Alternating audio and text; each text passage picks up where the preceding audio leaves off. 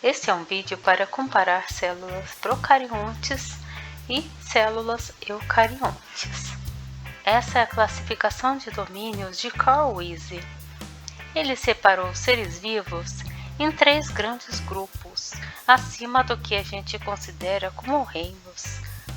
Ele classificou em bactéria, arqueia e eucária, onde as arqueias estão mais próximas do domínio eucária que as bactérias. E aqui está a divisão entre procariontes e eucariontes. Os procariontes vão estar agrupados nos grupos bactéria e arqueia, enquanto os eucariontes estão no grupo eucária.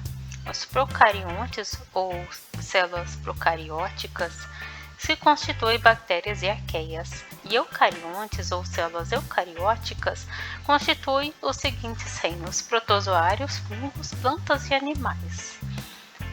O tamanho entre a célula procarionte e da célula eucarionte difere bastante. As procariontes são muito menorzinhas, podem variar entre 0,2 e 2 micrômetros, enquanto uma célula eucarionte pode ser bem maior, entre 10 e 100 micrômetros. Falando de procarionte, o pro no termo se refere a antigo, primordial, e carionte se refere à carioteca, que é o envoltório nuclear. Na célula eucarionte, o eu se refere a verdadeiro, e carionte se refere ao envoltório nuclear. Então, as células eucariontes têm um envoltório nuclear verdadeiro. As células eucariontes, elas possuem uma carioteca verdadeira, enquanto a procarionte não possui carioteca. Os procariontes, eles não têm organela. Já as células eucariontes, elas possuem organelas bem evidentes, como mitocôndria, complexo de Golgi e etc. Pode-se perceber a desejar que as procariontes são muito mais simples. O material genético da procarionte, já que ela não tem um envoltório nuclear, fica disperso pelo citoplasma, enquanto na eucarionte o material genético fica no núcleo, ou seja, fica dentro da carioteca, que é o envoltório nuclear.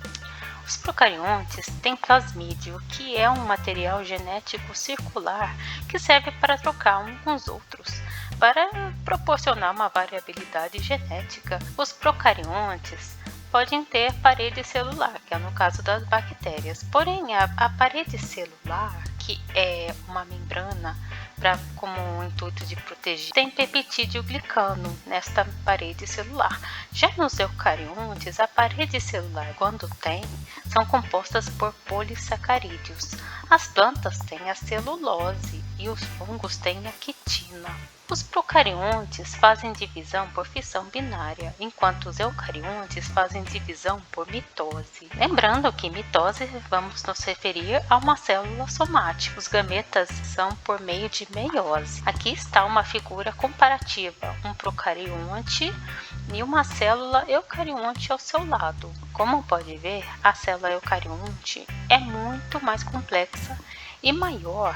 A célula procarionte é bem menorzinha. Este tamanho não está muito proporcional. Outra imagem aqui comparando uma célula eucarionte com uma procarionte. A eucarionte, lembrando, as nossas células.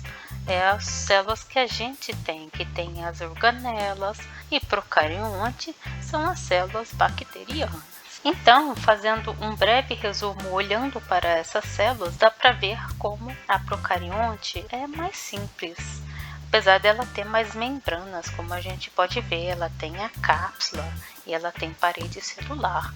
No caso de uma célula eucarionte, aqui na imagem está uma célula animal, mas quando é uma célula vegetal, pode apresentar uma parede celular. Esta é uma comparação geral. Refinando um pouco, as arqueias, que são mais próximas da eucária, elas contêm estonas no seu material genético, enquanto as bactérias não têm estonas. O primeiro aminoácido durante a síntese proteica nas bactérias é formilmetionina, enquanto na arqueia e na eucária é metionina. Os organismos do domínio bactéria são suscetíveis aos antibióticos, enquanto os organismos do domínio arqueia não são suscetíveis aos antibióticos. Esta foi uma comparação geral. Caso você tenha mais informações e feedback sobre o vídeo ou sobre outros materiais interessantes sobre o tema, poste nos comentários. Obrigada por assistir esse vídeo e bons estudos!